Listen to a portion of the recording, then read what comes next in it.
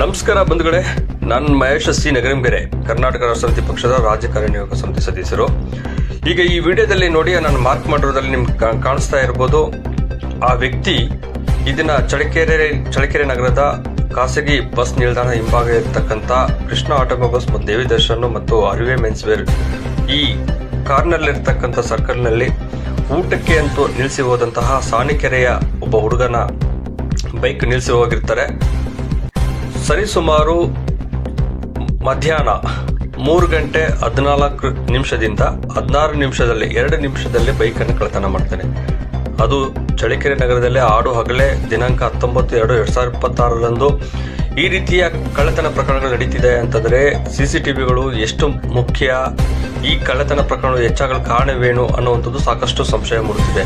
ಒಂದು ಕಡೆ ಕಾನೂನು ಸುವ್ಯವಸ್ಥೆಯು ಸಹ ಮುಖ್ಯವಾಗಿರ್ತದೆ. ಹಾಗಾಗಿ ಸ್ಥಳೀಯ ಜನಪ್ರತಿನಿಧಿಗಳು ಈ ಬಗ್ಗೆ CCTVಗಳ ಬಗ್ಗೆ ಯಾಕೆ ಒಲವು ತೋರ್ತಾ ಇಲ್ಲ ಅನ್ನುವಂಥದ್ದು ನಮಗೊಂದು ಪ್ರಶ್ನೆ. ಜೊತೆಗೆ ಇಲಾಖೆಗಳು ಸಹ ಈ ಬಗ್ಗೆ ಹಲವು ಪ್ರಕರಣಗಳು ದಾಖಲಾಗಿದ್ದಾವೆ ಮತ್ತು ದಿನನಿತ್ಯ ಪ್ರಕರಣಗಳು ಸಹ ಸಂಭವಿಸ್ತಿದ್ದಾವೆ.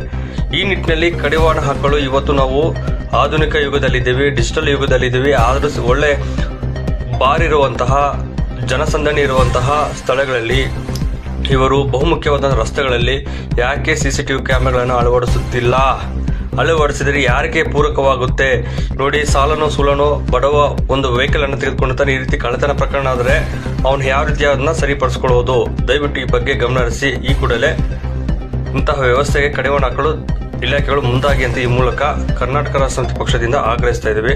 ನಮಸ್ಕಾರ. ನೋಡಿ, ಮಾರ್ಕ್ ಮಾಡ್ತಾ ಇದ್ದೀನಲ್ಲ, ಆ ವ್ಯಕ್ತಿ ಹೇಗೆ ವೆಹಿಕಲ್ ಅನ್ನು ತೆಗೆದುಕೊಂಡು ಹೋಗ್ತಾ ಇದ್ದಾನೆ.